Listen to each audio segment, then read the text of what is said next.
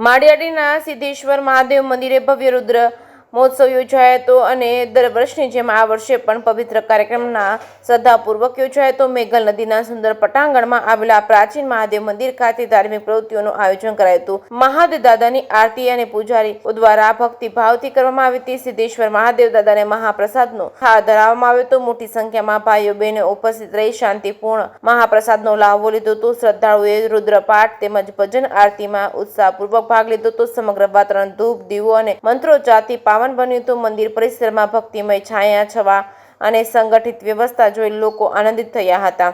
જે કેસની ગુજરાતી સાથે પ્રતાપ સિસોદિયા, માળિયાહાટીના। આપણે માળિયાહાટીના સિદ્ધેશ્વર મહાદેવ મંદિરની અંદર દર વર્ષે રુદ્રીનો પ્રોગ્રામ અહીંયા કરવામાં આવે છે અને સ્વયંસેવકો ખૂબ જ દિલ દઈ અને જે કામ કરે છે અને અંદાજે 1000 થી 1100 માણસો અહીંયા પ્રસાદી લે છે।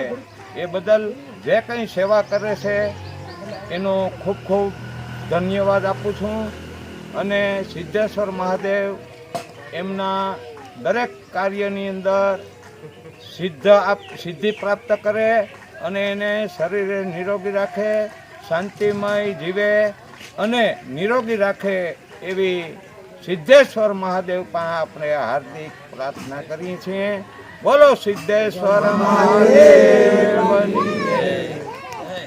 કાંઠે બિરાજતા સિદ્ધેશ્વર મહાદેવના સાનિધ્યમાં દર વર્ષે રુદ્રીનું આયોજન કરવામાં આવે છે અને આ રુદ્રી સમસ્ત ભાઈઓ તથા બહેનો આમાં ફાળો આપી અને કરવામાં આવે છે અને આમાં કોઈ પણ એક વ્યક્તિનો સહકાર નથી, બધાનો છે અને બધા અહીંયા મહાપ્રસાદ લે છે અને આ રુદ્રીની અંદર દરેક ભાઈઓ તન મન ધનથી સેવા આપે છે। ખૂબ ખૂબ ધન્યવાદ તે બધાને। બોલો સિદ્ધેશ્વર મહાદેવની જય।